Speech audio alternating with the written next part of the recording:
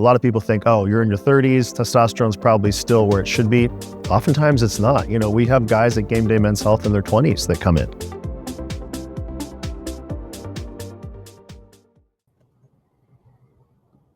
So, What's that?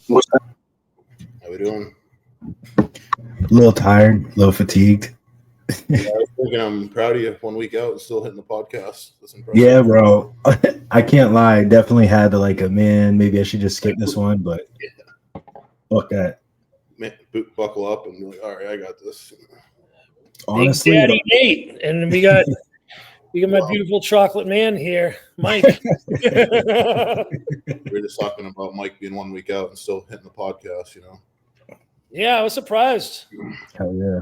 I had a few people ask me, like, oh, is the podcast going to air tonight? I'm like, probably Monday. I'm like, but, Mike's like less than 1 week out. So, maybe it might be delayed. They're like, oh, no way. He's still doing the podcast.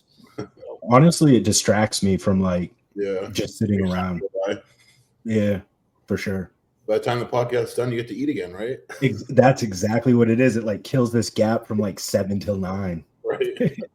I saw somebody made a post today about, actually was one of my coach's clients. Why can't I think of his name right now? He did nationals last year with all of us, but he was saying how he loves the fact that he has a lot of hobbies now, especially in prep, because it just disconnects your mind from doing whatever it is. Yeah. So, yeah. For sure. Last year during prep, I was fishing 4 days a week. Oh, that's awesome. Yeah. It completely nullified the boring and monotony of prep. But this prep, I've just been so hyper obsessed with just everything bodybuilding. I haven't wanted to do any, I don't even watch anything else but bodybuilding content right now. That's pretty much me in prep. Yeah, exactly. Shay's so sick of it. Yeah. Fucking just go. I can't even tell you how whenever I do fasted cardio, I don't watch shows on Netflix. I just watch those Machiavelli bodybuilding motivational videos, just a shitload of them, and it just gets me so fired up. Me too. That's what I've been doing for cardio. I'm running up those stairs. Yep. Bro, I haven't watched those for so long, but I remember old nationals preps 2019, 2020, and I would be in the gym at 4 or 3 weeks out, just not feeling it, and go watch the Jay Cutler one before my next leg set and be all right, let's go. Yeah. Yeah, the Nick Andro ones and the old school Zosny ones. Yep. Those were my favorite one was the Jay Cutler, the Rise. It's just when you hear him Jay talking, it's just for some reason it's just I'm living in a fucking box, and I'm all right. Yeah. Yeah, there's one of Jay Cutler that I watched all the time. Every cardio session I think I watched, it was it was called Rambo mode. Oh yeah. And he's I took a towel and I tied it on my head. That was just a piece of shit towel. He's I tied it on like the Rambo, and that was what started it all. That one's wicked good. And there's one where they're talking about all right, Jay Cutler, the first guy to come back and win the Olympia, Dan Solomon's voice or whatever, and then Jay comes back and win. Everyone counting him out.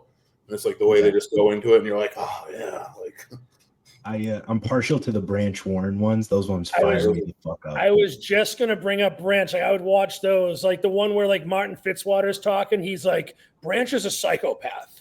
He's that man needed bodybuilding. He's there is an animal inside of him.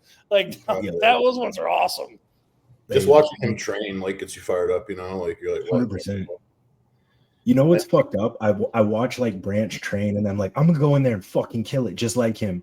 And I'll record a set, and then I'll watch it, and I'll be I look nothing like that. I still train a lot like Branch One on a lot of movements. I've tried doing the super slow and controlled, and I'll get a decent contraction, but I get zero fucking pump. Especially on certain presses. But when I'm just boom, you know what I mean? I feel I get a much harder contraction just because I'm moving it that quick and squeezing that hard. I think it's finding a happy medium between control and explosiveness. Yeah. You can't be, you can be, I guess, if you're crazy genetic responder, but for most people, finding that happy medium of control squeeze with some explosiveness. Well, when it gets like really heavy, especially like legs, I need some explosiveness. You know what I mean? Just to get through the set. Like, you know what I mean? For sure. Like, it's like that, like adrenaline. You know what I mean? Of like just pushing it hard, and you're like, I mean, I couldn't do that being like slow and methodical. You know what I mean? Like, When you guys were younger, did you train with a lot of anger? I know I did, and now I train with like, it's still intense, but it's like I can't bring up that same anger I had when I was 25. I was definitely like that because when I first started training, you got to remember I was like just getting my life back in order. So like I was like getting clean for the first time with drugs, and I had all this like emotions coming to like fruition. You know what I mean? And like it was like a whole new me. And like when I found the gym, it was just like, oh my god, like that was my outlet. And like, dude, I remember I trained like a freaking animal, man. I was just like, I didn't even think about like fatigue. Like I was squatting, I would squat once, back squat, and then I would do front squats. I would do like drop sets on squats, like, you know what I mean? Just like shit you're not supposed to do now. You know what I mean? Like, and I lived with that. I trained like that for like 10 years, and I was natural when I trained like that. And you know, I was always picked on in high school, and I was 120 pounds. And I remember this girl who was like the captain of the cheerleader team in my grade. She was like, Chris, you're always going to be like a skinny loser piece of shit. Like you're never going to amount to anything. So when I was training, I was just like, fuck these guys. I'm going to show you, you know? So I trained with just like this almost like hatred. I never like hated myself, but it was always like this hatred towards other people that I'm just going to prove them all wrong. And that was a driving force for me for a long time. Mine was definitely like my like shortcomings of like, I'm super motivated with very specific things, but if I don't love it, I won't do anything. And I feel like I've come up short a lot in my younger years in life. I used to train with that like chip on my shoulder, like, no, like I've quit on a bunch of things, like fuck that, I'm not gonna quit on this. This is like something that I can just fucking completely let all that emotion of like being angry at myself out on. For sure. I remember when my first real girlfriend when I was 16 to 21 years old. So I was with this girl for 5 years, like my first girlfriend, the first time you experience like a love type of thing. And we broke up, and I was destroyed from it.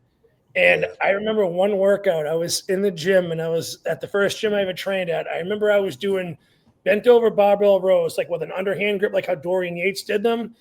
And it was like my first time rowing 225. My form probably looked like trash. I don't remember, but I remember getting so emotional over the breakup. I started crying profusely. I was bawling my eyes out while doing the row. Yeah. And then I would like shift into anger where I'd just be like, fuck this. And then I'd go back to crying again. It was a bad time. Brendan, have you ever had any sets that like took you into a super emotional place? Believe it or not, like that's my training style even to this day. Like, okay. It's really weird because I have the tendency, like I can, in between sets, I can talk, shoot the shit, have a good time, laugh, joke, talk, anything. But then like once I get under the bar or like the weight or whatever the case may be, it's kill or be killed. And that's just how I've always lifted. Like I take anything or everything that's stressing me out in life and I channel it and I use it in my lifting.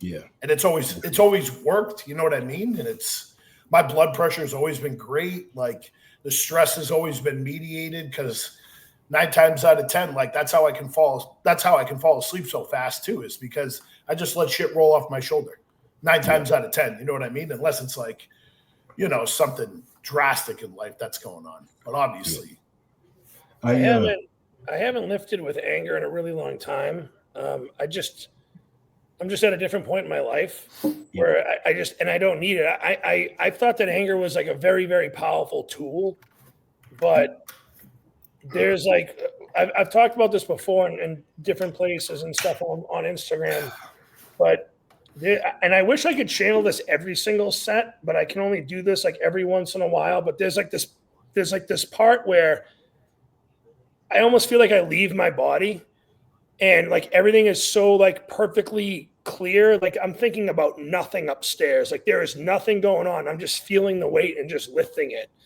And, you know, that's usually what I try to be like, you know. Dave Tate calls that the void. Actually, that would make sense. That's literally what it is. I always called it the utopian zone, where like everything's perfect. Yeah. Mine's definitely changed too. Like when I was younger, I would like slap myself in the face and be like, you know what I mean? Like get all crazy. I got videos of it. It's honestly pretty funny. Now that I look back, I look ridiculous. But like now it's more like a job for me. You know what I mean? Like I know what I need to do. I know what I need to do between each set. And it's like Brennan said too, is like you learn to turn off the emotion and like turn it on. And like when I know I need to like go do a set, it's like different, you know, it's just like, oh, and then it's like, but it's like not really emotional. It's more just like, okay, I know I need to get better, and there's not an option. So that's really where my mind goes, is like, okay, what do I need to get better at? And like what muscle groups do I need to improve on? And you know what I mean? And sort of think about that before I train. Okay, I need to improve my back. Like how am I going to do it during the set or each rep? And you know what I mean? It's just a little bit more methodical, but it's still high intensity. You know what I mean? For sure. Well, for me, I believe high intensity to build muscle. So for me, at least, the fuck was I just gonna say? Prep brain like crazy. I feel like it's a skill. I remember like when I was younger, right? Like adrenaline would be dumping the whole workout, and I'd be so fucking exhausted by the end of it. And I do think it's a skill that as you get older, you learn when to have those adrenaline dumps for the sets needed, and then they don't just come from anger. Now, like you said, Nate, you can just turn it on when you need to turn it on. But that takes a long ass time to learn how to do. That's a skill in itself. What I've always done, what I do now, I didn't used to do it before, but I would literally like envision my workouts before I would go to the gym. You know, I just finished training back. When like I was driving to the gym, and I'm envisioning every exercise I'm going to do, like feeling the weight, feeling the movement, you know, and then even before I would do all my sets, I'd envision myself like unracking the bar, like, you know, putting the weights on, feeling the movement. And that's, I think that just, I'm sure there's some people that just get that right from the rip. Like I was always good right from the start of just bringing crazy intensity, but it just was like raw energy. It wasn't really like refined like it is now. Yep. No, for sure. Do you guys, let's jump into this crazy ass show we had this last weekend. Yeah. What a show. How was it actually being there, Nate? Oh, really good, man. Really, really good. Most of the seats were pretty damn good as far as like what you could see. I mean, I was in like a good front rowish seat, so, but even like the back seats, I mean, you could you could see pretty damn clearly. And like honestly, the guys were even better conditioning than it showed on the pictures. Like I saw videos of like Joe Palacios, and like he looks nasty in videos, but like in person, that back shot was insane, stupid. Like it was pretty wild, honestly. His back shots, like, and his side tricep and like side chest, like. He it was really, really impressive, honestly. I mean, for him to beat Jewett, obviously, I mean, we can go down the line, but like, he was definitely the guy that sort of stood out the most to me. I mean, we knew Jordan was going to be good, right? I mean, we sort of had an idea. I mean, I knew he'd be probably in the top 3 just based off of conditioning, you know, and like, obviously, he's very consistent with peaking. Like, they sort of have his peak nailed down, you know what I mean? And Quinn was obviously a good surprise, too. I was happy to see that. Like, in person, like, he's just a monster, like structurally just takes up a lot of space and just like is a big, big dude. And but yeah, no, in person it was a great time. A lot of people were there. Very good for bodybuilding, I think, you know, just it was cool to see just like, you know, a lot of like big name people there, and it was a good turnout as far as fan base and like sort of excitement. And I think it was just good for the bodybuilding overall as far as like, has bodybuilding lost its way? I don't think so. Yeah. But no, you know what I mean? But it's a good trajectory or sort of like future as far as like, okay, like it's crazy. Like the 12th, like Justin Savoy was nasty. Like, and he was like 11th, the big dude. He had striated glutes. They were sick. Very complete head to toe. He was great. I mean, Ping Young, I think he's from China. Sorry if he's not, but he was insane, dude. He looked nasty, honestly. Just obviously his back shots need to come up, but like the structure and like the flows of Physique and his glutes were peeled. Like there was a lot of great conditioned guys from, you know, to the 12th place. Honestly, I mean, you know, we can talk about Justin a little bit too, but I mean, as far as like 12th, like those guys were all striated glutes pretty much from the back. You know what I mean? They were maybe like Bruno and John Del Rosa. They weren't like striated glutes, but like all the other guys, you know, pretty much like the conditioning was like very, very solid through that top 10, which was very impressive, you know, to see. And in person, like I said, even better, you know, because I saw some videos, and even like the Gilco videos still didn't really do them justice, you know, like they're good, but I think with the red background and like the tan, like on the video, it doesn't like pop as much, but like in person, yeah, very, very impressive. I was happy to see the consistency across the board. Even the last call out guys were still pretty impressive. I mean, you know what I mean? Like there was no like slouch, no one that was fat, you know, so Lionel Becky wasn't there, so that Yeah, I was thinking of that too when I was looking at all the competitors, you know, and then I said to myself, I'm like, okay, these guys look really good in the pictures. And I'm like, I know they're going to be even better in person. And all I kept thinking about is like some of like the old heads saying that the 90s bodybuilders were like peeled. And I'm like, dude, these guys are freaking inside out on stage and they're freaking massive. Like there's like... You know, there was that time in the early 2000s where the conditioning wasn't quite there like it is, but now like these guys are just they're peeled and they're big. You know, I mean, obviously Patrick Moore wasn't peeled, but it was still one of his better looks to date. Yeah. He looked great. You know what I mean? Like, I mean, his glutes were like somewhat straight for him, but like, obviously, but it was still a really good look for him. You know, just like freaking across. I mean, yeah, I mean, it sucks about Stu. I wish he would nail this, but he was definitely something was going on funky with his look. But I'm hoping that he's also a type of guy where as soon as he doesn't get the call he wants, you can see it immediately in his physique. He just sort of he's checked out, you know, which is unfortunate. But the good thing is I think he's in condition enough, like he can improve from Texas. It's really just whatever happened with the water or food or whatever. Like, because obviously he's in shape. Like, you know what I mean? We saw the pictures. Like, it's not like. It was more like his midsection was like really off and descended, and his waist looked a little like some kind of maybe digestion, or he said it was water, so I don't know. But yeah, he said he put up a post earlier and said this was 100% on me. He goes, I don't want people sliding in my comment and saying that it was Blue's fault, because he goes, I stopped communicating with Blue for 3 hours, and in that 3-hour window, I fell apart. He goes, this one is 100% on me. He goes, I tried to manipulate the water and it fucked me. He goes, so this one was on. He goes, this one was my fault. So, I mean, at least he took accountability on that. Yeah, Stu's very good about that. He doesn't give excuses ever, and he's just very, very real. And he's just like, hey, you know, this happened, and that's all there is to it. Yeah. So I would like to see Quentin start flexing his pecs in that spread. Like he sort of. His pecs were a little bit like not like full in some shots. Like there, it's good. Like all of his side chest, that's nasty. But if you notice his front lat spread, I think I would like to see him like flex his pecs. It would help a shot a lot way more. Mm-hmm. Yep. So we had Jordan in first, Quint in second. This is where I think Jordan beat him right there. Like because I feel like if you look at Quinton's. From the back, at least from the back shot, from the waist down, Jordan's just more complete than Quentin was. Don't get me wrong, Quentin has fucking sick structure, and like the structure and the shape flows so fucking well. But if he thickens up that backside from the lower half, man, he's fucking. Well, the other thing too about Jordan was conditioned front to back and top to bottom equally. That was that balance, which I do know judges look for that. And I mean, his crazy condition, body looks super healthy too. I think too, like the problem was like Quinn came back at finals, which wasn't even that long apart, but he looked a little flatter. Where prejudging, I guess it was a 1-point decision. So whereas I guess finals it was 5. Like Jordan pretty much swept finals.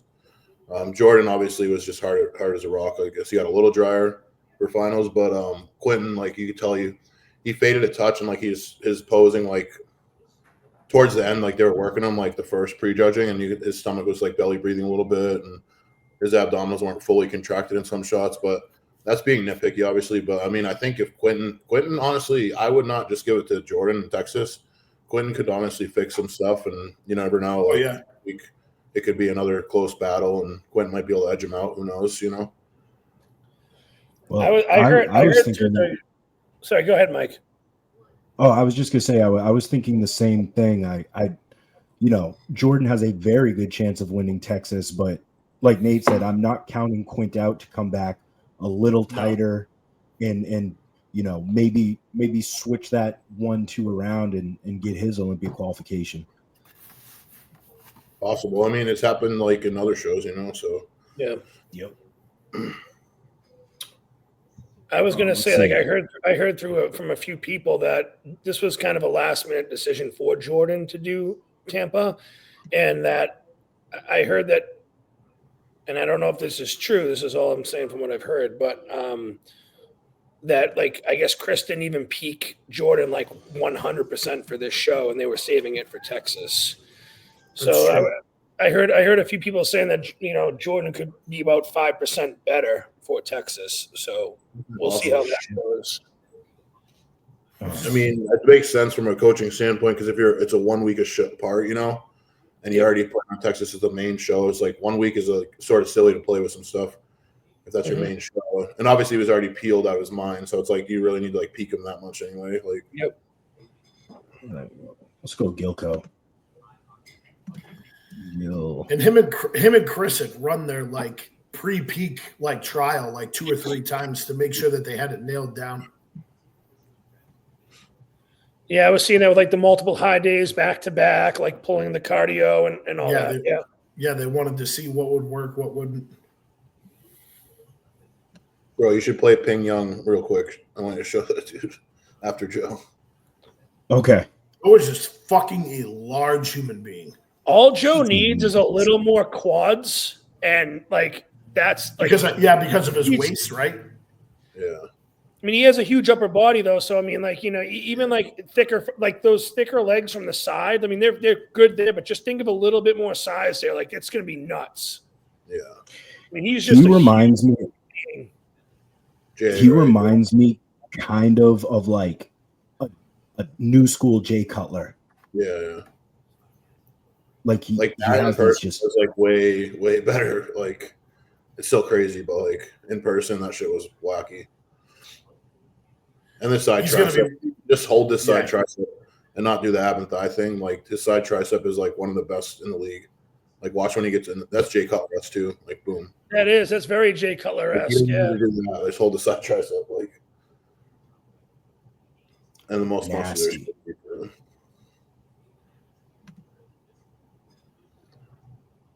Nasty. And I think the front double, he could fix the posing a little bit to make it a little bit more aesthetic too. It might help him. Damn, that's filthy. He's gonna be winning some shows soon, man. Yep. Yeah, he will. All right, Definitely. Ping. Dude, this guy puts on just a little bit of muscle in the right places. This guy is phenomenal. He came from 212. Yeah. Yeah. Look at that. It looks like AI almost. It's crazy. Looks like an anime character. Yeah. Yeah. It's so sick. Those proportions are just insane. Yeah, it's crazy. Seriously. And I love how thick his quads are from the knee area. His the distal part of the quads. That's just that's wild. Even if I'm being nitpicky, he could definitely fix a few of his poses. His waist, especially that side chest. Yeah, drop that back shoulder down and create more of a symmetry. That'd be nuts. Look at his glutes; they're peeled, and he was 9th place or something, or 8th place. Yeah, he just needs a bigger back. Yeah, it's actually not horrible. It's better than I thought it was going to be, honestly. But yeah, it still needs more back to hang with those dudes. Yeah, it's better than that video we watched last week going into the show, for sure. Yeah, he is really impressive. Yeah, he's just got a cool physique. You know what I mean? You could appreciate it. Absolutely, I would kill somebody for that waistline. Yeah, his quads are the same size of his waist. It's yeah, bigger. They really are. Yeah, that's crazy. It's crazy. Yeah, he was sick. All right. In 4th, John Jewett? Yeah.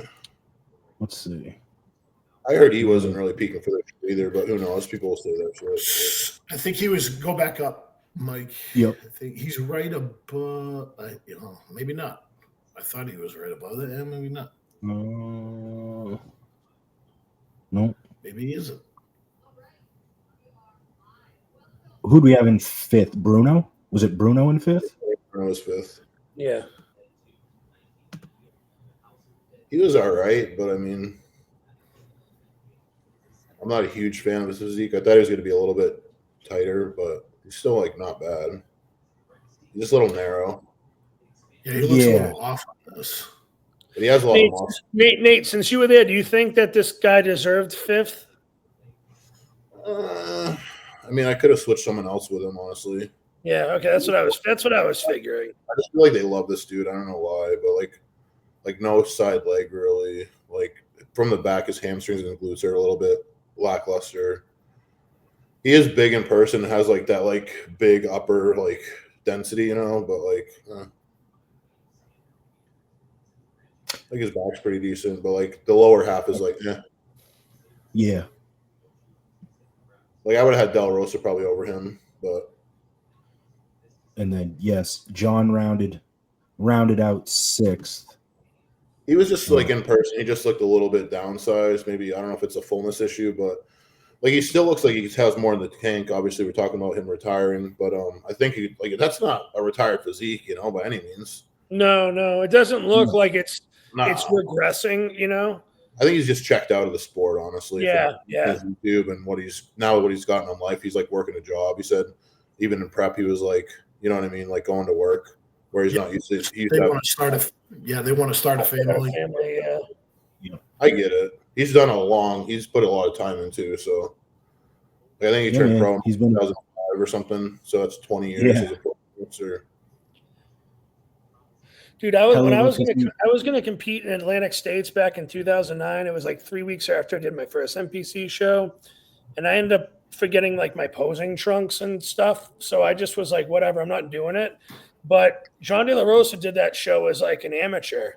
Oh, really? Shit. Yeah, and dude, like this was the lineup. It was Marco Rivera, Juan Morel, John De La Rosa, and then that guy Robert Bernica flew over from wherever the hell he came from to do the super. He was in the super heavyweight class. Like that was the lineup. That was like one of the last years they had the Atlantic States at the Tribeca Performing Arts Theater in New York. That's insane. That's a crazy lineup. Yeah, they're all in different classes too, for the most part. And I forget who won that show. I don't know if it was John or if it was Marco Rivera. I forget who won that show, but I mean, he filled out pretty well compared to what he looked like, 48 hours out? Yeah. Yeah, no, it's not a bad look, but you also got to, dude, like, it's crazy because, like, think about it, like, all these dudes that are placing ahead of him are, like, really freaking talented dudes, too. So it's like, you know, it's like, if this was a normal show, like, would John or Bruno be winning the show? You know what I mean? Like, because, like, there's so many talented dudes. Like, normally normal shows only have, like, 2 of these guys, not, like, 10, you know? Yeah. That's what I was saying. Like, there were guys that were like placing top 5 at like pretty competitive shows that were like second call outs, you know? Yeah. The talent pool here was just incredible. I think Mike froze. Yeah, I was about to say, is Mike even there or am I tripping? No, he froze. He just texted me. He goes, I'll be right back. I don't even know when the hell Luke got into this. I just looked at him and see Luke's face, and I'm like, I just popped up and Mike was gone, and you guys were talking. I think with off, Luke, because I didn't see you wearing a hat or anything. I'm like, who is that? And I'm like, oh, that's Luke. He doesn't have no bandana and no hat on today. Nope. Came in all quiet this time, Chris. Yeah, I was all coffee with my food. Usually whenever he comes in, there's like a shitload of background noise, or like you can hear like a fork hitting like a glass bowl or something. So it's hilarious. I was actually not on the last podcast, but I watched it. And Luke comes on. He's like got the salt shaker. He's like, "What the hell are you I don't know.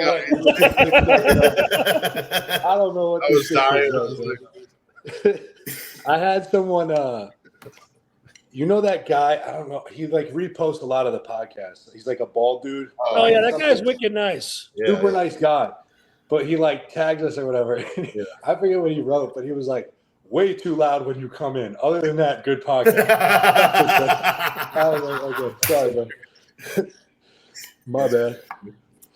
So how did wait? Yeah, how far did you guys get into covering Tampa? Just pretty much went over the top 5. Yeah. On like who stood out to you, who you liked. Yeah, so I think you were there too. I think they got the call right. I went up to Jordan after when they first compared the top 2. I had Quint, and then Quint was noticeably tired on stage. Like he was like he wasn't holding a front relax when everyone else was because he was trying to breathe, and he faded pretty noticeably. He's got the best structure in the show, the best physique. Really, it's not really that close, but he doesn't have like deep lines. Like Jordan's lines are a lot deeper. He's way more separated. So when Jordan was posing, he was getting harder as he posed, and Quint just kind of started to look more washed out to me. I don't know, Nate, if you thought the same thing. At that point, it kind of comes down to like physique preference. A lot of people do prefer Quint's physique overall, but I think from bodybuilding criteria, Jordan just edged him out as they posed. I think they got it right. I think 3, I was really happy to see Joe. I think he definitely beat John, in my opinion. From the back, it was some of the nuttiest shit I've ever seen. It was we were talking about that. His back shots were just nuts. And I knew it was going to be that way because I've met Joe a couple times, and I see what he posts. And he's somebody, like Jordan's got the cool camera, and a lot of these guys know what they're doing, and it's a good representation of what they look like. Joe's just posts anything he takes, any progress picture, any fucking whatever. Right. And in real life, like the overall muscularity of that dude doesn't translate until you see him. He was pound for pound the biggest guy on that stage. Like he was fucking dense and shredded. And you don't usually get a guy that's like that compact that has that kind of detail, especially when they turn around. Yeah. His only knock is he's just wide waisted and kind of built like a fridge. But like, I mean, dude, he's got it figured out now. I think he just keeps working on those quads. He's just going to out-muscle and out-condition a lot of guys, and he can win shows based on that. I mean, he was the most impressive, like, overall. Like, I think maybe because the element of surprise, too, but, like, it was cool to watch what the fuck he was doing up there, bro. I heard from a few people, Luke, that Joe was probably the most conditioned guy on stage. For sure. Yeah. Okay. I was actually just with Amir at MI40. I was just talking to him. And he usually is. He was pissed because he said he was like drinking too much water before stage and everything. And he ended up just being like just too watery. He still had like those PO glutes, but other than him, it was for sure Joe. Yeah. I thought Jewett was in really good shape from behind. I think that like he just doesn't have the prettiest physique in the world. Yeah, he's big. He's gnarly. He's gnarly. He's dense, and he gets peeled. But like, he doesn't have the craziest structure, and that holds him back. Dude, the guy, I mentioned this in the group chat, and my buddy Nick, who I was at the show with, was like, tell me shut the fuck up, bro. Justin Savoy is the biggest motherfucker I've ever seen in my life. Yeah, that dude walked out on stage, and I was like, he is like some sort of beast, bro. He doesn't look like a human being. Like his neck is way too long. It like sticks over the top of everybody. And he's filled out at 300 something pounds, like peeled. Oh, that's how much he weighed? 300? Yes. He's 300 pounds peeled. It was like his glutes are straight too, like really. Bro, yeah. Like he doesn't once again he's like 6'3", 6'4". Yeah, he's like nice. He's a huge human, so like filling out that frame is crazy work.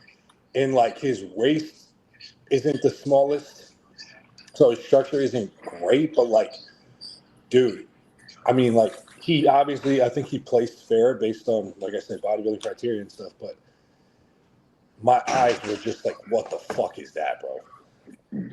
Like the whole time. But I think they got it right for the most part. I do think De La Rosa was a little bit of a gift in 6, personally. But they probably had an idea that maybe he was on his way out or something. I don't know. Other than that, I think they more or less nailed it. I'm back. Yeah, what the hell happened, bro? I need a new fucking computer, man. I just got to invest in a new computer. This ain't cutting it. Dude, he's pulling a Paul. Sucks. Yeah, thanks. Oh. Shit, I don't know what I was going to say. What's up, Doug? What's going on, fellas? How's everybody doing? What it do? Hey, bro. Doug, I have a question. How long did it take to get your hair done? Took about, the whole process takes about like 2 hours because got to wash my scalp, you know what I'm saying? Then retwist it and then put it into a design. It takes about like 2 hours. Is that the worst when you're like fire, dude. out? What's that? Is that the worst when you're 1 week out and you just can't sit still, or is it not bad for you? Nah, the only part is sitting under the dryer. That should be hot as hell. I don't like that shit. I can't sit still for that long. Like 1 week out, I'd be like crawling my skin. Yeah, but I don't get my hair done too often, so it actually feels good when I get my hair done because I'm like, if I ain't got shit to do, I'm not getting my fucking hair done. I don't need to get it done. You know what I'm saying? I like getting pedicures when I'm like getting close to a show and I just fall asleep in the goddamn massage chair. Yeah, I'm at that point. Yeah. I just was telling my wife, like, we had our kickball game today and we got back to the house. I didn't feel like getting out the car. Like, I am fucking lethargic as dude, it's because you spend all that fucking energy waving that goddamn flag like a maniac, bro. You know what's crazy, man? We played really good too, man. We went up on this team 4-0 in the first inning, man, and then just couldn't hold the fucking lead, man. We lost, and it was our playoff game. So, you know, but we played good, and I got an award for man of the year for the league, man. They really like how I help Congrats, promote. Man. Thank you. I appreciate it, man. It's dope, man. I like it, man. It's like I said to you guys before, man. It just gives women something to do. It gave me something to do with my wife, and if you know women, they're competitive as hell. So it's funny watching them play kickball and be competitive. You know what I'm saying? A lot of them will say that they're not competitive, and then you just watch that switch flip. You know, when they're on there, and then it's like the the nails are coming off, like they're getting ready to. Bro, I listen. Town. It was funny. That was how I got into it. Well, a couple of my homegirls played years ago, and they used to try to get me to come and watch. But in the back of my mind, I'm like, I don't want to go watch that shit. You know what I mean? I wasn't thinking it was what it was. And then I remember when I went to go watch one game, I was like, oh, y'all be talking shit. Y'all be throwing that ball. I was like, oh, I want a team. You know what I'm saying? Yeah, I think that's awesome. You just coach like adult women's kickball. Yeah, man. It's just cool because it's like giving back to the community too. You know? Yes, and it gives me something to do outside of bodybuilding, man. Because I know, bodybuilding is a hobby and it can be very, very stressful. So I like to have other things to do outside of bodybuilding to kind of keep my mojo. I was actually talking about that before Luke and you got on. I was saying how I was a bodybuilder that was saying how this prep he's doing a bunch of different hobbies, and it keeps your mind engaged. And you're not thinking about like when your next meal is or how tired you are. You're just like out, just in the moment, enjoying life. Yep. For sure. Did you guys speak on Justin Shier yet? Not yet. No, not yet. Okay. I don't even dare pull up the video because I'm scared this computer is gonna crash again. But I think he looked good, like I said in the group chat. We'll hold it down even if you do. All right, I'll try and pull it up then. Yeah, I think he looked good, man. Like, that was listen, bro. At this level, motherfuckers is going. The Tampa 2 is originally a stacked show. I remember when I watched Generation Iron in 2013, I remember Rolly Winkler going and losing the Tampa Pro and having to go do, I think it was the British Open at the time. Yeah. Because he lost the Tampa, and that was his last chance to try to get his qualification at the Olympia. You know what I'm saying? And it's like, in bodybuilding, unless you're a top guy, you're probably going to lose more than you win. And I think that's difficult for some people when, as an amateur, you're winning everything, and then you turn pro, and then you get your first pro victory, and then after that, you in your mind you're a top guy, but that was when I noticed too. Some guys legit will take a year off, You know what I'm saying? To get themselves ready for the upcoming year. So sometimes people win because somebody ain't show up. You know what I mean? And, that's just the sport of bodybuilding. And I remember when I first talked to Bill told me, even as an amateur and as a pro, you want to be strategic. Yeah, you want to win the big shows. You want to compete against all of the top guys. But at the same time, you have to give yourself some grace. I think Justin's a great bodybuilder. You know what I mean? Outside of that top 5, I know for a fact they don't care how anybody places. You know what I'm saying? Like, once they got that top 5, they're not having a debate on who's 8 and 9 and who's 12 and 13. You know what I'm saying? Now, granted, not to say that his issues that he was having wasn't legit, with his digestion and things like that. But I mean, he's a solid bodybuilder. I just think he just got to keep going. You know what I'm saying? And that's the hard part for most people.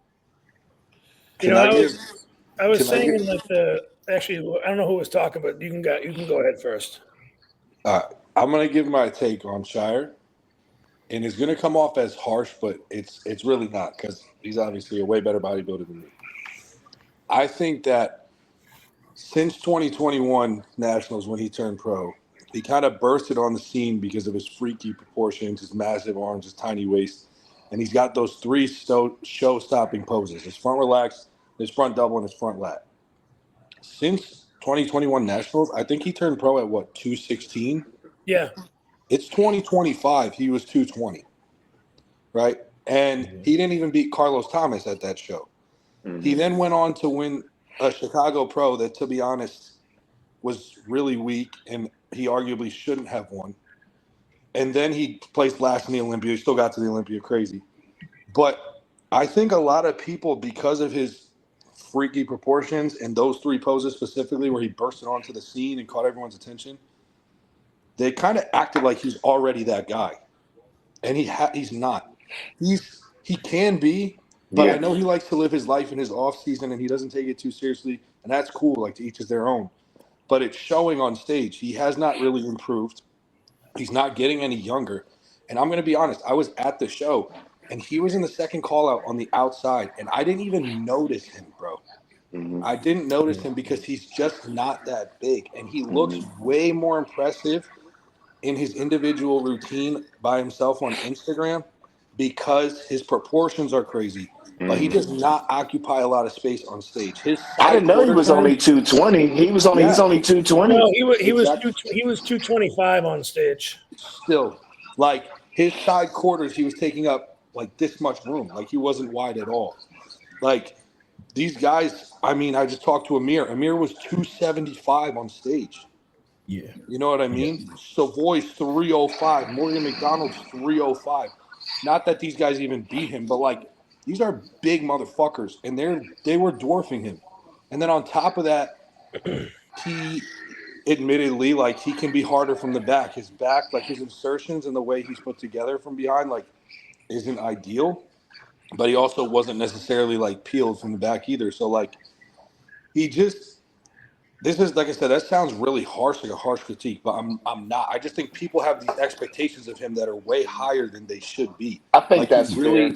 He really hasn't done anything great. Like, because he won his pro debut after the hype, people kind of just assume he's an Olympian. Yeah. Trust me, I know. And I think that you hit the nail on the head with that, because just because you're freaky as an amateur don't mean you're going to be freaky as a pro. Yeah. And the freaky pros are – when I seen Akeem in person holding a fucking microwave like a loaf of bread, the shit looked like a fucking football in his arm. I'm like, dog, you are another level of big, because the thing is sometimes when you get smoke blown up your ass like he did before he even turned pro, you already think you made it. Yeah. And I think, like I said, each is their own. Like, he's in his late 30s and he's got businesses and a wife, and he enjoys his life when he's not prepping. I would never tell somebody not to do that. But you're not going to be the bodybuilder you want to be if you do that. You're not growing. Because you have to, as a pro, like, Nate's a perfect example of this. Yes. Nate, all the way through his amateur career into his pro career, it's just constant improvement here and there. Growing. Like it's That's not like that's the name of the game. Exactly. It's not like all of a sudden he was like a nobody and then a top guy. Like it was just 10 pounds every fucking year, moving up places. Now it's the same thing in the pros. Like that's what you have to do to be a successful bodybuilder is find a way. And I do think this was his best. That's the thing. I do think this was Justin's best. Oh, it definitely was. I compared pictures. I think Justin at the Olympia maybe was fuller, and that's maybe because but I mean he definitely wasn't nearly as conditioned as he was at Tampa. Like his conditioning was the best at Tampa. Yeah, I think this was his best. I just think this was the first. So like he did the Olympia, no expectations. So when he gets last place, nobody's like, oh, whatever. But this is his first lineup of like some serious athletes, bro. Legit lineup. You know what I'm saying? Sure. And he didn't even place the top 10. Yeah. So, I'm curious to know what Nate thinks about this. Well, it's sort of like I agree with. He grew up with that. He grew up with the Shier and Carlos, that same show. So, well, yeah, I agree with exactly what Luke said. And the perfect example I always use to myself is Nick Walker, and that's how you live your life if you want to make improvements. And like for me, I'm at home pretty much all the time. It's boring, and sometimes it is what it is. But like I go to the gym and I come home. That's like all I do. Justin's like traveling around the world, having a good time. He has a lot of money. He's living a good life. He has a lot of businesses, like Luke said. You know what I mean? But like at this level, it gets harder and harder to make improvements, right? Like the higher up you get, it's like the genetic sponge starts getting drier and drier. Yeah. And it's like you need to use I take naps a lot during the day. Is it fun? And but no, that's how you make progress. Like this is how you become a good open pro bodybuilder. Is you live your life in a box, like we said in the beginning, right? Like it's not like fun. Like if you want to be, here's the thing, and I think we can all agree with this. Like if you're trying to be the best that you possibly can be, there is no fucking balance. I took the words right out of my mouth at times, but like if you're trying to be you're trying to build $1 billion business, you know what I mean? Like there's gonna be late nights, there's gonna be lack of sleep, there's gonna be sacrifice. If you're trying to be like the best bodybuilder that you can be, then you're gonna have to be you need to be obsessed with it. Yeah, and then not only that, Justin Shier, phenomenal genetics. But when all those guys have fucking elite level genetics.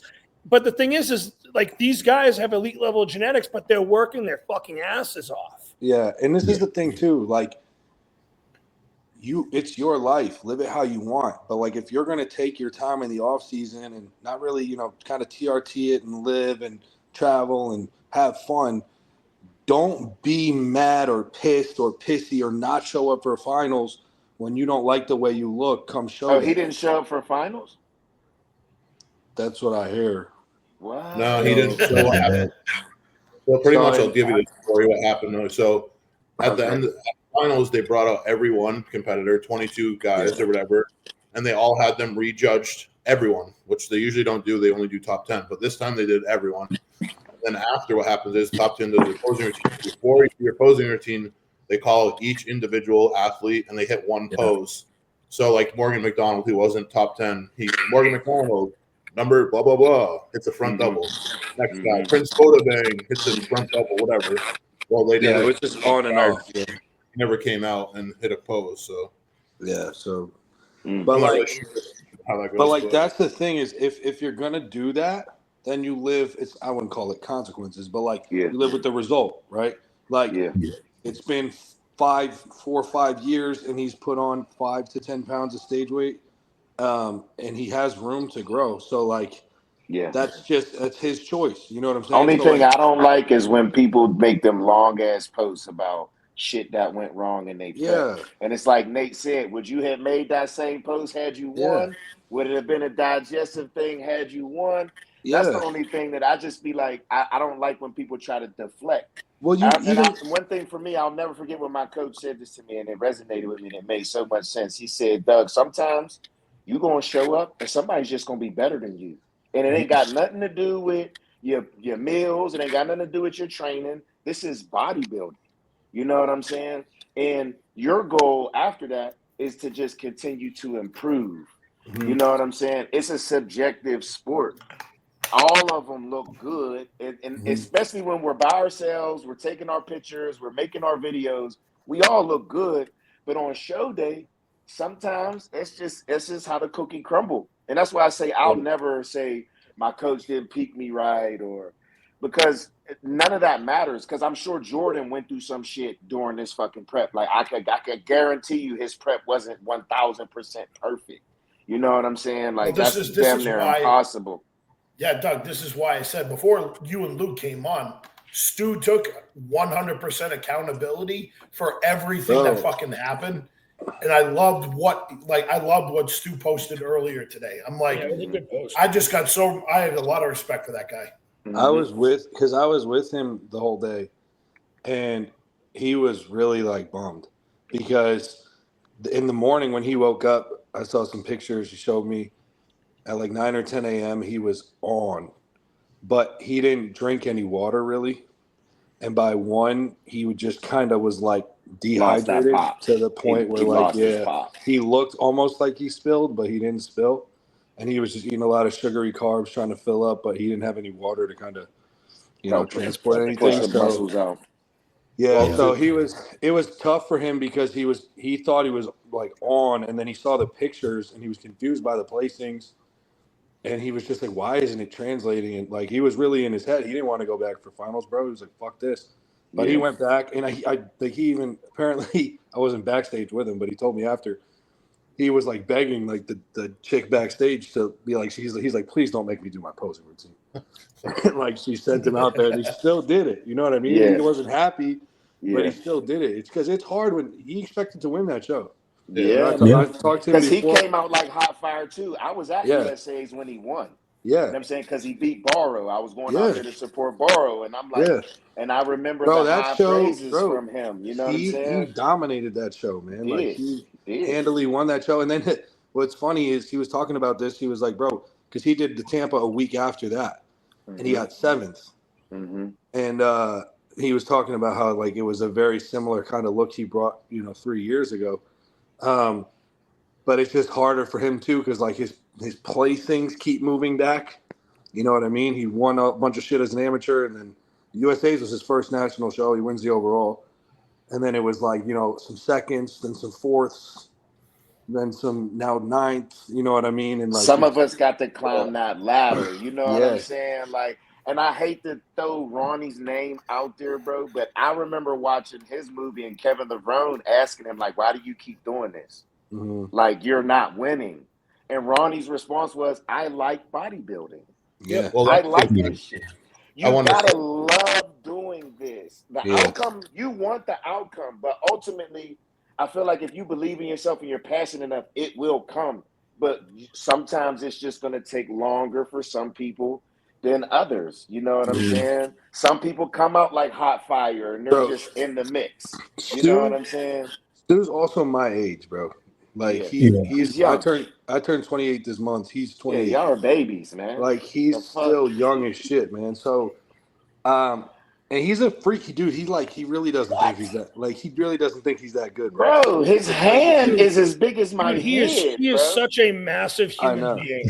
I know. Yeah. He's a fucking freak, but he doesn't even know.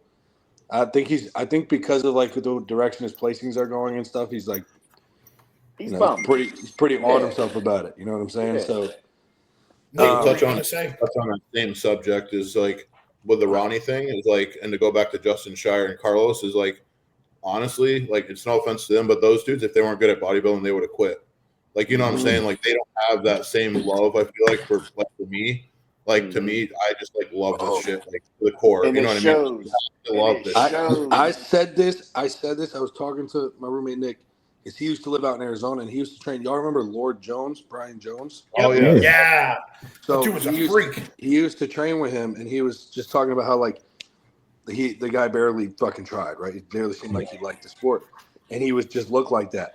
And I was saying, I was like, I feel like sometimes when, like, you're so genetically gifted that, like, it's slapping you in the face you're supposed to be a bodybuilder, and everything just comes so easy.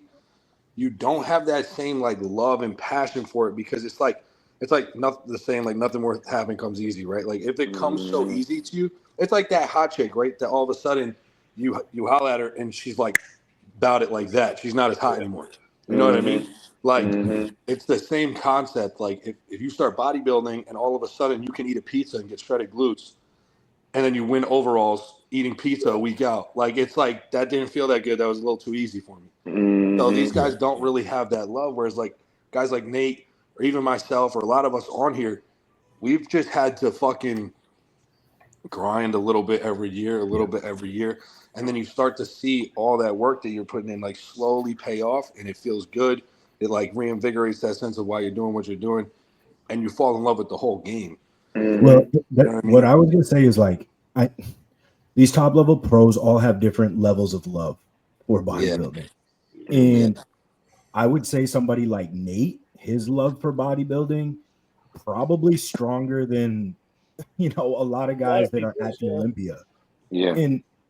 And like Nate said before, it's a time game.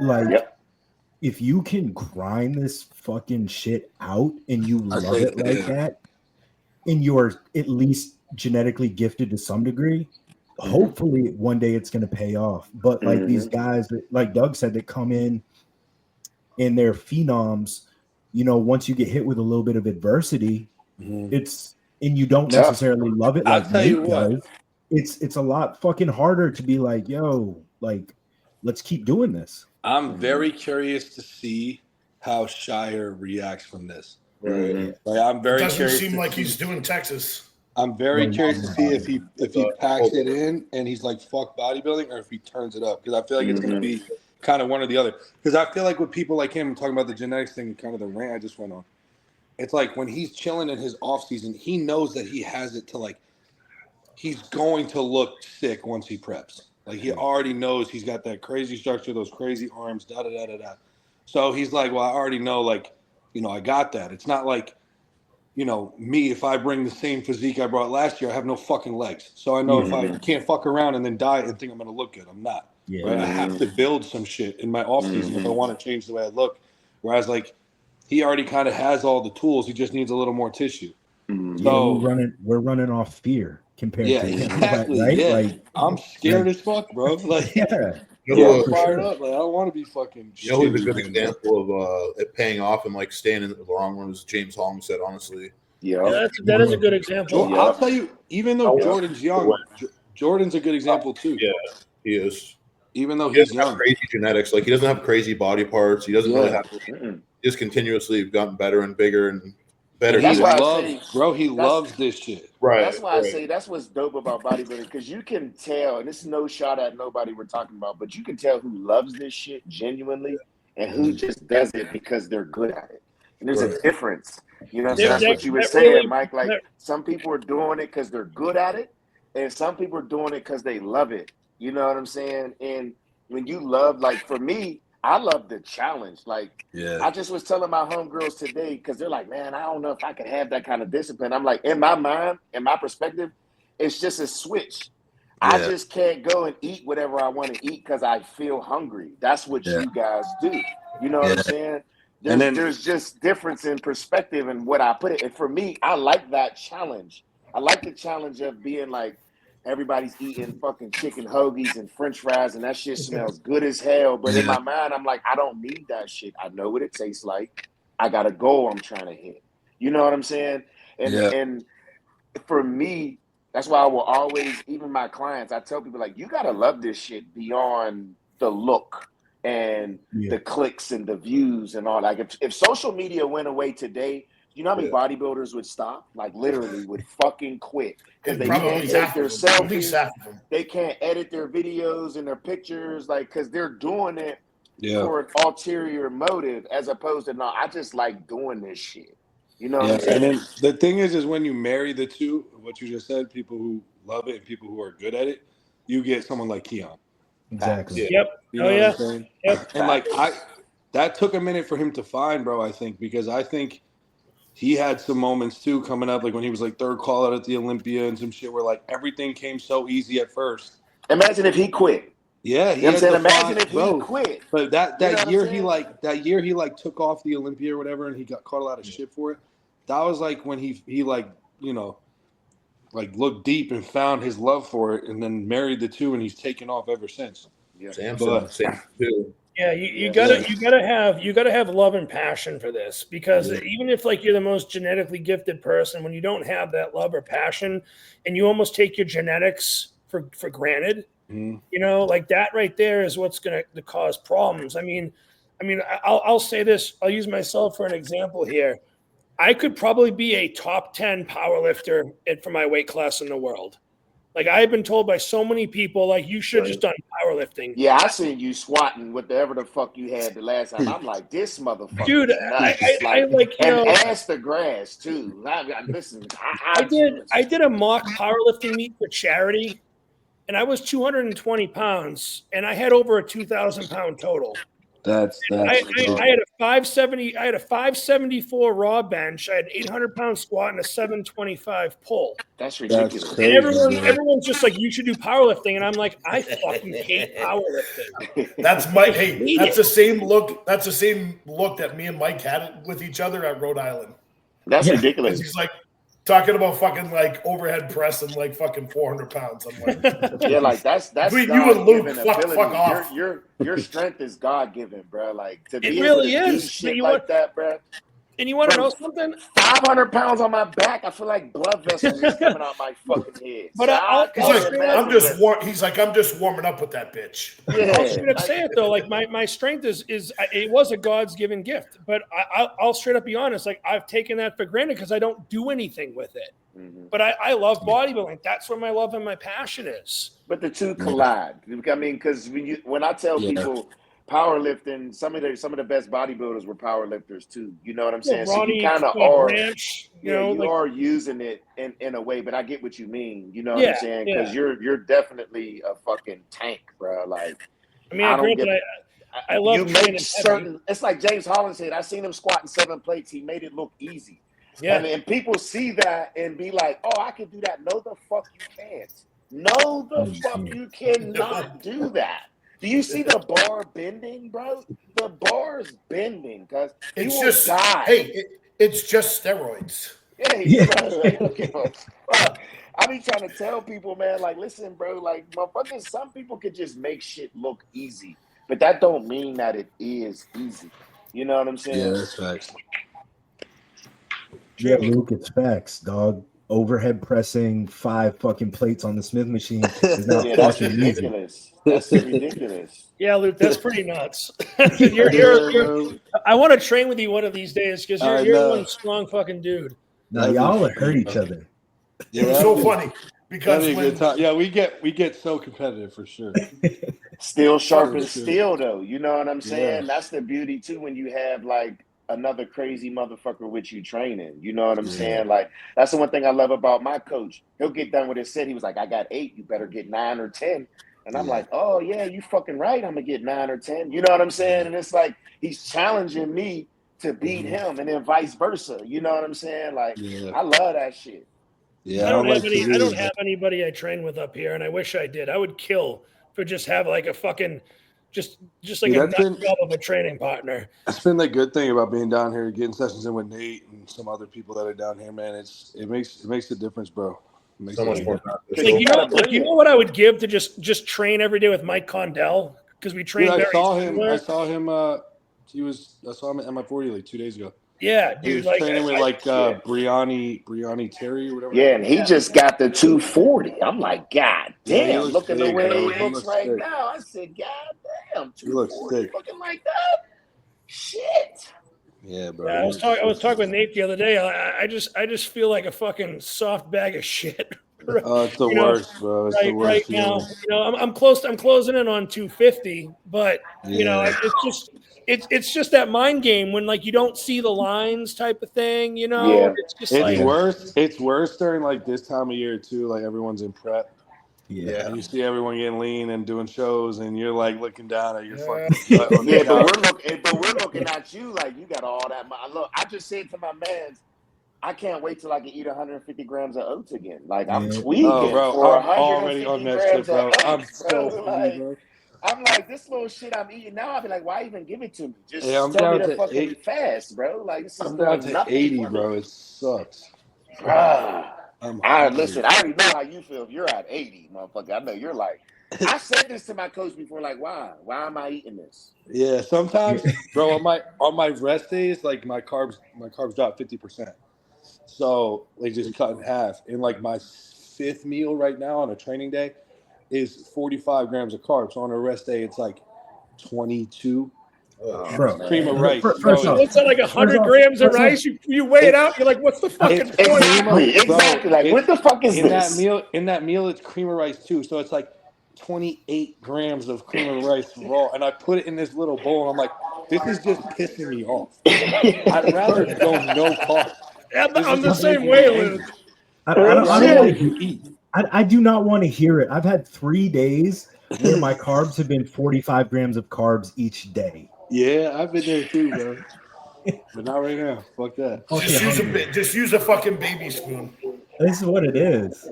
I like my first. I only got it's cream of rice in that first meal. Fuck, that first meal is good.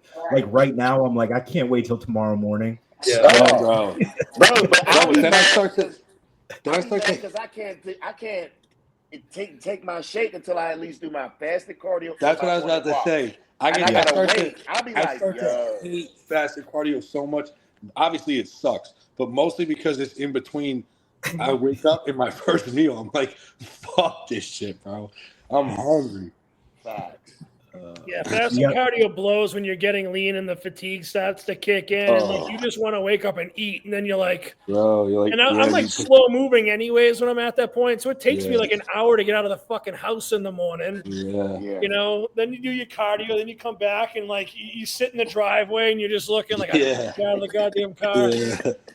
You know? This is when in bodybuilding, this is where you want to be a Derek Lunsford or fucking somebody like that, because you know they got somebody making all they shit. Yeah, right. Like, he ain't lifting a fucking finger. I know he does on his YouTube, but that's just for YouTube, motherfucker. I know you ain't lifting a fucking finger, bro. Yeah, bro. No shot. I was talking to one of my friends, and I have 2 gyms, 3 minutes from my house and 5 minutes from my house. They're both 24 hours. Next year, because I have the space for it, because I have the house now, and I have a garage. Like, I'm buying either a treadmill or an OC trainer for the garage, just so I don't have to leave the goddamn house. Yeah, it's nice. Yeah. It's nice being in an apartment like downstairs. I got Stairmaster, elliptical, treadmill, bike. Oh yeah, you're golden. Yeah, I just walk down, but like still, we have an elliptical in the sunroom, and we're getting a commercial Stairmaster for the garage because like I fucking hate driving across town to the gym. Like it do be a bitch. It do. Because if you think about it, if it takes you 20 minutes to get to the gym, that's 40 minutes that you're giving up just to go to the gym to do your fucking cardio. Yeah. Dude, it's I was gonna say I'm a little weird, and honestly, I like going to the gym and doing cardio because, like, my last apartment, I had like a cardio piece, and I would still drive to the gym, just because, like I don't know, like, ain't nothing wrong with it. You love it, bro, and I love watching everything you do. Yeah, I love how you pour into your clients too. You know what I'm saying? You just love this shit, bro. Like, I think that's why this part is so dope. You know what I mean? Because we all have a love for the sport. You know, so you know, I can see that. You know, I definitely want to get a training session in with you. Like, I know I would enjoy every bit of it. I'm a sponge. I like learning. You know what I'm saying? So, and I'm not one of them people who feel like I know it all. You know what I'm saying? Like, bodybuilding is a forever learning sport, in my opinion. That's the big thing you just hit on right there. Is like, dude, even when I train with Luke, I asked Luke. I mean, I take pointers from him. You know, we beat up each other. Like, anyone that comes and I train with, like, I'm open minded. Like. You got to always keep like adapting and like taking more tools, and like you're never too smart for this shit. You know what I mean? Mm-hmm. Yeah, it's just always changing, bro. Your body changes over time. Right. What works changes over time. You can't just do the same. You can't run the same diet, same training forever. Yeah. Mm-hmm. You know what I mean? Y'all want to do Texas predictions? Yeah. They put out the list. Like, I was about to say they put the lineup out. I don't think an official list, but we could just do like top 5. I think we all pretty much. Are we doing that? Who's jumping in that wasn't in Tampa? Yeah. I don't Kareth. know. Oh, Kareth. Kareth is doing open. I'm curious about that. Open debut, yep. Oh, and you see Open is doing open. The black. Yeah, Kareth's doing open. It's open who debut. Is? Wait, who Kareth. is Kareth Bergeau. He was a 212. No. Nate said somebody. Open, the black dude that got third in 212. Oh, he's doing open? Yeah, he's doing open for Texas. Yeah. Shut wow. the fuck up. He's a tank. He is a tank. Yeah, he's a freak, bro. He's a big boy. He's a freak. I don't know. Didn't he work with Nick Trigili for a minute? Yeah, he was. Oh, yeah. I don't know if he still is, but he definitely was. He's with, you guys know Jamma Stunner? Yeah. Oh, yeah, he's awesome. Yeah, he I like coached. that. He's a great guy. Yeah, he's a good dude. I talked to him. I wonder what happened with him and Nick Trigili, because Nick was like, oh, man, I was talking all this shit that he could do with him. He probably figured out who Nick Trigili was. I was just going to say that. Wait, so there's no, so those guys are both 212 guys. There's no other open guys jumping into this? I don't know all of the open guys. Andrew Jack's not doing it, right? No. He's not doing it. I feel like there's somebody, bro. Is Stu doing the Texas? I'm not. Yeah, he is. Stu's doing Texas. Good. Oh, Justin Abbott. He's doing it. He's doing it. Yeah. I can't think of anybody. I wonder. Else. I'm curious if a lot of those guys from Tampa aren't coming because they know Quentin and Jordan are doing it. And I think so Quentin's going to go to Texas too. Yeah. Shit. Yeah. Oh, he might get his qualification there. I don't know. You know what I'm saying? Yeah, I was gonna say. Yeah, because he looked good to me, man. That's a big motherfucker, man. The first time I met him, it was funny. I met him when I did the Toronto Pro, my 212 Open, my debut, 212 debut. And he says, yo, man, I thought you was doing the Open. I said, I ain't fucking with y'all big motherfuckers yet. You know what I'm saying?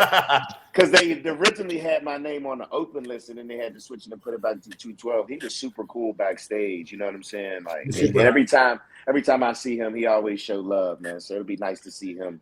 You know what I'm saying? Punch his ticket, because he's been grinding for a minute. Yeah, he's really nice. I just feel like if you don't have a health issue going on between you doing Tampa and you doing Texas, and you're just backing out because you're just backing out, I think it's a bitch move. I think you should follow through with doing what you said you were going to do. Yeah, because you might place better. That's just my personal opinion. I don't. No, this is gonna there's be no ability. In other shows, like with Nathan Deasha and William Bonac flip flopping last year, and then Sasan and Reagan flipping this year.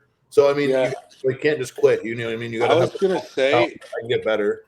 I was gonna say we saw that too. Like it was 2 years ago with Reagan and Nathan too at a couple shows. Right.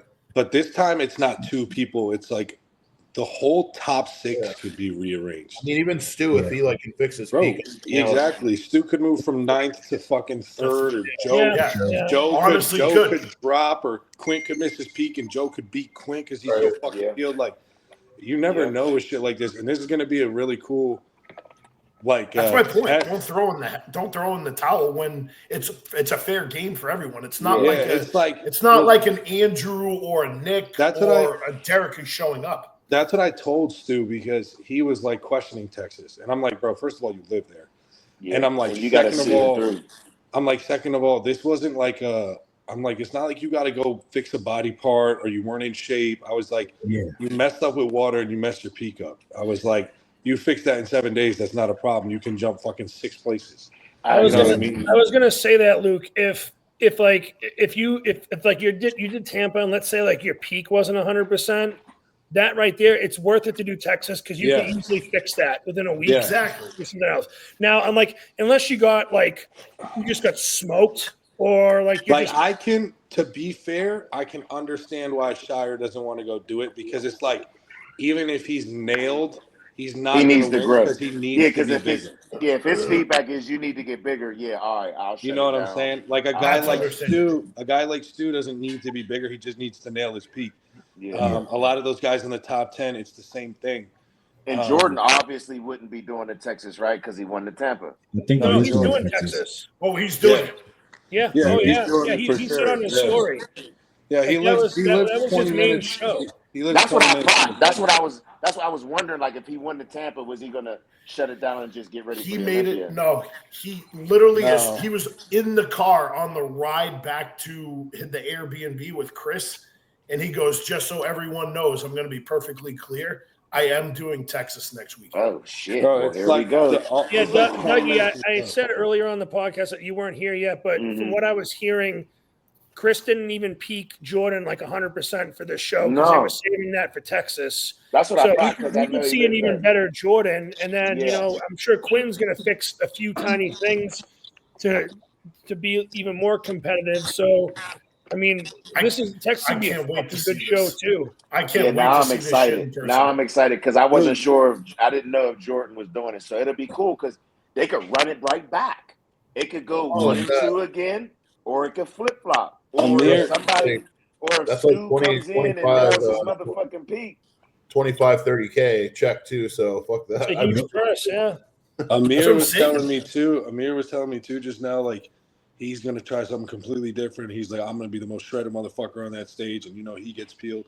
So like he could move up, bro. Like he was an 8th, he could slide up to 4th or 5th. That bro, I don't know if you guys talked about him before I got on, but that Asian motherfucker in 10th. Ping? Yeah. He used to be a 212 guy. Yeah. He did the Olympia with me in 2022, the 212 guy. His most muscular, like with his he does like the one hand on his quad, one hand on the hip. That's some of the freakiest, cartooniest shit I've ever seen. His physique though is crazy. Like he'll turn around and like he's just half what he is. Yeah, Nate was saying that shit was crazy in person. Yeah, he was like some of his front shots were like looked like a drawing. Like I said he looked like an anime character. Yeah, literally does. Literally does. But dude, you never know. Like this is gonna be crazy to see because this is pretty rare. You get a lineup this deep with this many competitors that pretty much everyone's just rolling into the next week. It's like the same show twice. Yeah. You know what I mean? Is Joe doing Texas? Yeah, Joe's doing Texas. And then a lot of the guys, right? Huh? Jewett. Yeah. Jewett's doing it. Bruno's doing it. Why do I keep forgetting about Jewett? I keep forgetting about Jewett. Bruno's doing it. All the overseas guys are doing it because they're all here. You know what I mean? So, it's gonna be crazy to see.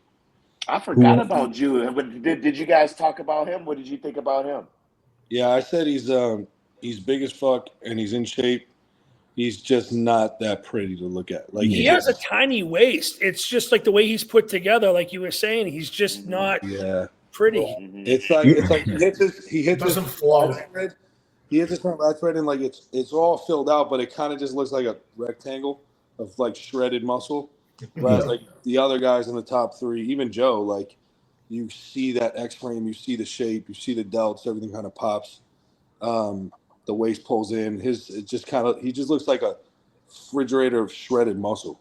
Luke's critiques are hilarious always. This is how I see shit, bro. That's what goes on in my head.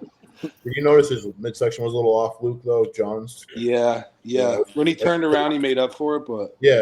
And I don't think he was peaking properly for this show either because he planned on doing the Texas too, right? So they was. How do you guys think Kareth is going to do in this lineup? If he's shredded, it's just always hard to say.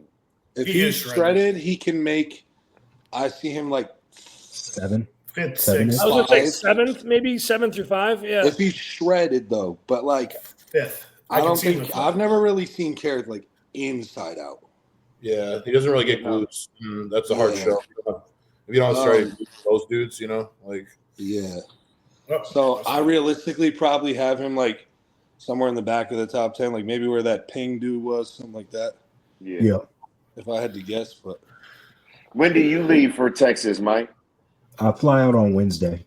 You flying on Wednesday? Yes, now, sir. how do you do flying? How does your weight fluctuate? Last time I flew, last time I flew for a show was probably Nationals 2021. So it's been a minute. I really don't know. Do you remember how much it fluctuated? Honestly, I stayed pretty similar. Maybe I went up 2 pounds, but that's the only thing I'm worried about. What about y'all? Do you remember, Nate, Luke, Chris, like when you fly during a peak week, how that affects your weight? I lose weight. I lose like 4 to 5 pounds every time. I lose a ton of weight and I flatten out so hard. Yep. I always gain weight. Yeah. When I flew to Vancouver, I left at 209. When I got to my hotel, I was 215. Bro, when I flew to LA last year, I lost 5 pounds. What the fuck? and it was like the lowest I hit, like by far. Like my weight hadn't dropped under 222 the entire prep. And then the first morning in LA, I was fucking 217. And I was healed, but I was so fucking flat. And that's why I ended up having to eat so much goddamn food, and I never recovered. See, I always, whenever I fly, I make sure I still keep my water intake consistent. Yeah. And what happens for me, because I'm usually up early. Like I'm always like getting to the airport like 5, 6 in the morning. And I won't eat my first meal until like 9 o'clock, like I normally do. Mm-hmm. So what always happens to me is I'll lose about 4 or 5 pounds, but then I'll gain a couple pounds the next day. So I might be like up that 4, then I have another 2, and then it comes back down. You know what was really hard for me, and I got to do that again this year because I'm competing in Vegas. So I'm trying to, learn from last year. Is I had to do the same thing, Chris. But when I'm traveling across the country, I'm 3 hours back. Yep. So like. I woke up, I think my flight to LA last year was like 7 a.m. So I was up at like fucking 3:30. I didn't eat my first meal until 7 a.m. West Coast time, which was 10 a.m. East Coast time. Oh my God. Yeah, wow. So I was up from 3:30 to 10 a.m. that would make sense. I mean, because I had to adjust everything back for the fucking time change because I was about to be out there, which I didn't even think about. And then that day, by the time, so like I woke up at like 3:30 for my flight on the East Coast, which is like 12:30 Pacific, right? I went to sleep that night at midnight Pacific. So I was up for like 24 hours, right? Yeah. I still got like 7-ish hours to sleep that night, but like I was just up too long, doing too much rental car, grocery shopping, Airbnb, getting one of my last workouts in, all this kind of stuff, traveling. And bro, I lost 5 fucking pounds in a day. Dude, Luke, one thing I would recommend to you is like if you have an Airbnb, if you have like the Walmart Plus app, dude, get your food fucking delivered. That's what I did last year, and it was. Ooh, I didn't even think about that. So I'm gonna do that this year because my buddy Nick, he's got it, and we just booked the Airbnb for Vegas for the week. Ooh, that's a good idea. I think I'm gonna try that with him. Japan, though. Japan, I don't even know. I got to find out, do all my research to see if I could bring food. Yeah, I've never been on an international flight. You know what I'm saying? It's 14 hours. You know what I'm saying? So that's the only thing I'm worried about. But I'm flying in early enough to where as though whatever my weight fluctuates at, I should be good. And they're also 13 hours ahead of us. So when I get there, it's going to – right now it's 9 a.m. So next Sunday, traveling into the future. Yeah. So next Sunday, it's 9:20. It's 9:20 a.m. over there. You know what I'm saying? I feel like I'm actually the opposite, and I think Dougie, I would feel like you would be the same way, just the way we're built and stuff. But honestly, I actually do the opposite, and I actually like go carbless on my flights, and usually I load once I get in because honestly, I could hold some water, but like I don't really get flat very easily. I feel like you're the same way, Dougie. Like so, like even if I get flat, it's like I get drier and harder. So like. For me, it's almost better because it's like I'm depleting into the air, like, you know what I mean, through the flight. So then when I get there, I'm ready to load. Yeah. So you get 2 days. I really only need 2 days to load, honestly. I'm not one of these guys that needs 1,000 grams of carbs. I take 500 grams of carbs for a couple days. Yeah, that's me. I don't need a lot of carbs either. I'm the same way. I think I carved up at like 350, 400 grams of carbs, Yeah. But like what happens with me though is when I flatten out, I hold water. And like sometimes the scale will go up when I'm flat, and then I eat carbs or pull cardio, and it just comes off. Yeah, it's weird. When I fly, I drop weight. I just get drier when I'm flat, but like I can also like my muscle doesn't pop the same. But like I don't honestly, I look better sometimes flatter. So for me, it's like not really. I just get more detailed. You know what I mean? So it's almost like I think we're definitely the same because it's the same for me. Yeah. I remember Bill telling Morgan before I won North America, he was like, dude, you got to flatten him out. Well, automatically. Actually, speaking of a flying story, it's a hilarious one, actually. So to go to what I was just saying is, so my best look, as you guys probably know, is Vancouver, the year I did that. And my flight got delayed and we got turned around mid-air. Wow. And I didn't get there until Friday at noon, and I'm eating like rice cakes and tuna. To get by because I'd gone through my meals and we were in Texas still. And so when I got to Vancouver, I was flat, but I did a little pump workout and really it was a flat look, but it was one of my best looks. You know what I mean? Because I didn't have time to really fill out because we got there 24 hours before prejudging. You know what I mean? So I bought me some compression socks. Yeah. Bro, if I don't fill out, I look skinny and out of shape. So Nate, it's like the worst combo ever. Nate, you saw what I looked like at Nationals in 2023 when I was in the heavyweight class? Yeah. And I coached myself. The day before the show, I only did 100 grams of carbs. Oh, yeah. That's crazy. Yeah. Yeah, so like I don't need a lot of food at all to fill out. And I was worried about just spilling over and looking like a bag of shit, so I just played it safe. Right. That The same way. Yeah. So who wants to go first on predictions? Now let's see if someone shakes it up or if they're gonna say the same exact top 5. Yeah, because you know what? Tomorrow's the last day for everybody who can enter that show to enter, right? Yeah, I think Monday's so. the last day. I'm gonna say Jordan, Quentin. All right. Hold Jordan, on. Let me write him down. Joe. Whoa. Hold up. Chris, you have who first? Jordan? I'll do Jordan again. I think he's going to be better. I think Quentin and Jordan are both going to be better, but I think I still think Jordan's going to get the nod on this one. Yeah, Jordan, Quentin, Joe. Then I'm going to say Stu because I think he's going to nail it. I'm going to say Amir for 5, and I'm going to put Kareth in 7th. I don't know who the fuck to pick for 6th. Bruno. Oh yeah, Bruno. Yeah, I'll put Jewett. Or Jewett. Oh yeah, fuck. I forgot Jewett. Sorry. Let me change that. I forgot all about him. I'll put Jewett in 5th, Amir 6th. I'm gonna put Kareth in 7th. Okay. Jewett. Yeah. Bruno's hard because like, bro, like he doesn't have any like weaknesses, but like nothing jumps off the page at you, bro. Yeah. Like he's big, he's in shape, all his poses are pretty good, but like there's nothing about him that's like standout, in my opinion. Yeah, So I don't think it's good like that though. When nothing stands out, it means everything's just flowing beautifully. Yeah, but it's almost like he's like a 7 or 8 out of 10 on pretty much everything.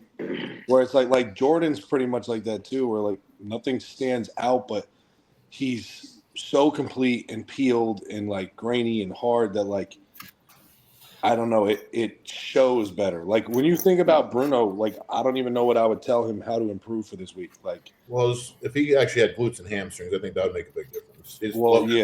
His backside from the back is like lower half is like pretty rough, like in my opinion, as far as everything. Yeah, else. I guess it's just like, I mean, even when he's been like in shape, I don't know. I just feel like he's just kind of like, that's a great physique. And then you look at somebody else. You know what I mean? Nate, who do you got? Okay, I'll do 1 Quentin, 2 Jordan, 3 Jewett, 4 Joe, 5 Stu. Hold up. I can't type that fast. Quint, who you got? That you could put me down for that same 5. That was going to be mine. That was definitely You said yeah, Quentin 1, Quentin, Jordan, Jordan 2, Jewett 3, and then who's 4, 5? Joe and Stu. Joe and Stu, yeah. Joe and Stu. I got Kareth at 6. Yeah, I can see that. Okay. So you got the same as Nate, Doug? Mm-hmm. All right. Luke. I'll do Quint 1, Jordan 2, Joe 3. Shit. I'll say Stu 4, Jewett 5. Right. I really think Stu can definitely beat Jewett when he's on the money. He has the physique. Prettier physique than John does. Yeah, he has the physique and the structure to beat him. He's just got. Okay, so part of me wants to pick Quentin just because of what happened in Tampa. But I know, like, I'm going to go Jordan, Quentin, Jewett, Joe, Stu, Kareth. All right. Curious where Justin Abbott's going to place because I think he got. And I think Jewett can honestly make some good improvements as far as like his waistline and his color. I don't think his color was the best Yeah, and then he's just really good as far as like fixing stuff. I feel like so. I think he'll move up. Yeah, he'll move up a slot. I think.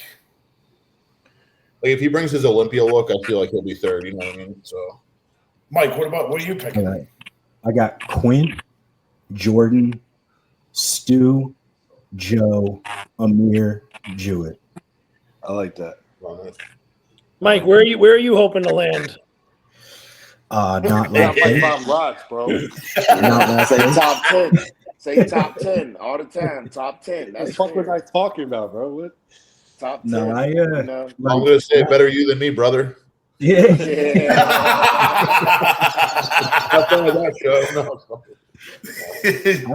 I really have no expectations besides like I would like the feedback to be, man, that guy has like really good structure. He puts another 10, 15 pounds on, he'll be legit. That's what I'm hoping for. You know what's crazy, Mike? Like I know those pictures that you posted don't do you justice, but like you're grainy. Yeah, you look good. I wasn't blowing smoke up your ass. Pause when I said that. Like you look good. You know what I'm saying? It's gonna be interesting to see how you stack up. I wish I was better at taking pictures and videos that actually reflected what I look like in person, but I'm like, fuck it. I don't really care. The stage will show what it really looks like at this point. Yeah. So. Dude, my pictures never do me justice. I feel like I look shitty in all lighting. It pisses me off. Enjoy it though, man. This is your pro debut. Yeah. Would you consider it a win if you were like on the outside of the second call up? Fuck yes. All right, good. Because I think that's where you're gonna land. I think that's where you're gonna land. Yeah, man. I mean, like if I land, if they do a 6-man call out for first call out and then second call out, I could see you.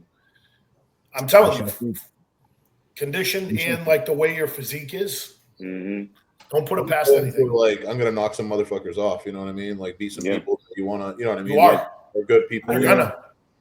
I will say that's my mindset. I really just don't like to speak it out loud.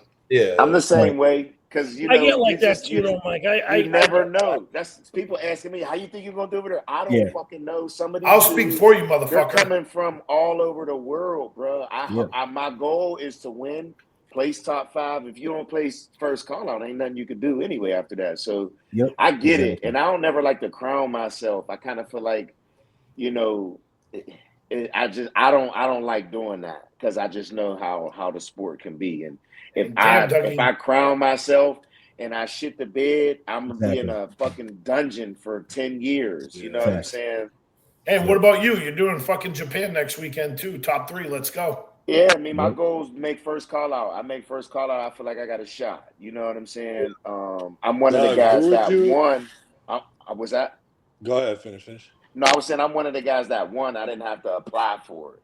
You know what I'm saying? So I won my show. I look way better than I did last year. You know what I'm saying? So who are you looking at? I don't know if you keep tabs on like this shit, but like who do you think's going to be up there with you in the top 3, 5? David Henry. Yeah. Yeah, I've seen David Henry. I've seen this dude Chow coaches. Ray Short or something like that. He's open or He's open. No, I think he's doing Masters Olympia. I might have misread his story. He's doing the open. Yeah, but there's open in 212. Oh, right. Yeah, he's big as fuck. I've seen him before. He's pretty good, but he's open. Yeah. He'll do good. Honestly, Doug, what I'll say is David Henry, he's fantastic, but hell yeah. But I will say, as great as he is still with the muscle bellies, I do think age is slowly catching up to him. And you look you look. I think you look better than David Henry. You don't look your age, Dougie. Exactly. I appreciate it. That's my goal, is to not look my age out there. You know what I'm saying? That's why you got to stand up. He's been a thorn in my side since. Didn't you already beat him? Show, huh? You already beat him at the Toronto. Yeah. Fuck that then. You got this shit. Yeah. David Henry's legs just aren't there. They're fading. Yeah, they're fading. He's been doing this shit for fucking like 55 years, bro. His pro debut, I was a senior in high school. Oh my God. Pro debut too. So you already pro debut. I was a senior in high school. And you know what's funny is that's what I tell a lot of people, man. Like I remember when I went for my pro card and my coach quickly reminded me, he said, don't think it's going to be easy to get your pro card because you're a master's. Some of these guys have been training for decades, bro, and they got muscle maturity. You know what I'm saying? It's like learning and understanding these things. It's like that shit's real. When I go to some of these shows and I see a lot of these 40-year-olds, these 50-year-olds that like Kamal. Like, look at Kamal, bro. Motherfucker's 50, bro. You know what I'm saying? That motherfucker been competing too since I was in college. You know what I'm saying? And it's like when somebody like him loves the sport and just didn't stop. You know what I'm saying? Because I'm sure he took his lumps and a lot of people do. You know what I'm saying? So I'm excited. You know, I've never been this far out of the country in my life. You know what I'm saying? So, I mean, and my daughter's coming, my wife, my dad. You know what I'm saying? So we're going to be able to spend some time in Tokyo, too, after the show because I fly out Tuesday. The show's Saturday, and then I come back that following Thursday. So I'll have 4 days to experience Japan and Tokyo. So I'm excited for sure. You know, you have to try some Japanese fast food that. Oh yeah, my daughter's already on it. She's like, "Dad, do they got McDonald's over there?" I'm like, "Yeah, but it ain't the same McDonald's is here. They'll have some different things." Yeah, I always watch those videos on YouTube where they go to McDonald's in Japan, and it's the menu's completely different. They have all types of crazy shit on there. Yeah. And I was just talking to Carlos. He was just over there. My longest friend, who's he's the best man at my wedding. He's been sitting on the couch watching TV the entire time, but he literally will go to Japan for 2 months at a time. So he knows all the food spots over there. He loves it. Oh, that's what's up. What's up. Yeah, I got. He was just saying a lot of the fast food places over there taste way different than over here. Even some of the food that you got, the vending machines or the little chicken nuggets you'll get in the random convenience stores are phenomenal. Yeah, that's what's up. Oh yeah. Well, boys, I'm hungry as hell. You and me too. Yeah, I gotta eat too. And I'm tired as shit. Me too. Dougie, good luck, buddy. Thank you very much, man. I'll see you guys next Sunday. Man. Yeah, Mike, I was going to say, I was actually looking at flights to try to do a last-minute trip to Texas, and then I checked my calendar and found out that I remember that my boss is flying in from Atlanta on Sunday. Oh, yeah. I have to go to the airport to pick him up early on Sunday, and then we're traveling my territory all week. So that's what's up. Yeah. That's all good. Yes, hey, go get him, Mike, man. Sunday. Yes, do your thing, Mike. Good luck. You know what I'm saying? Thank you. Thank you. I'm gonna try to watch while I'm over there. I gotta figure out. I know the time difference, but whenever you're competing on Saturday, right? Yeah. Yep. Yeah, and I'm competing the same day, but obviously way before you. You know what I'm saying? For sure. So I should be able to check you out. Yo, So next pod we do gonna be crazy after both y'all compete. Yeah. Oh yeah, definitely. Yes, Me and Mike might be sharing a computer. Yeah, for real. Shit, I'm okay with running one on Sunday. Fuck Hell yeah, let's do it. Fucking let's do it. You just let us know, big dog. You know what I'm saying? For sure. If we can't, ain't no big deal. You know what I'm saying? Because I know how it be sometimes after a show. You know what I'm saying? Yeah. Texas has so much good places to eat. Go out and enjoy. Oh yeah. You know? Yeah, Texas food is great. Oh, his ass is gonna be eating. That's gonna be hot as fuck. Hot. Yes, as 100 all week. Yeah. That heat different, bro. That's sweet. Different. Sweet. All right, boys. All right, fellas. You guys have a good night. Catch you fellas later. Yes, sir. Bye, guys. Later.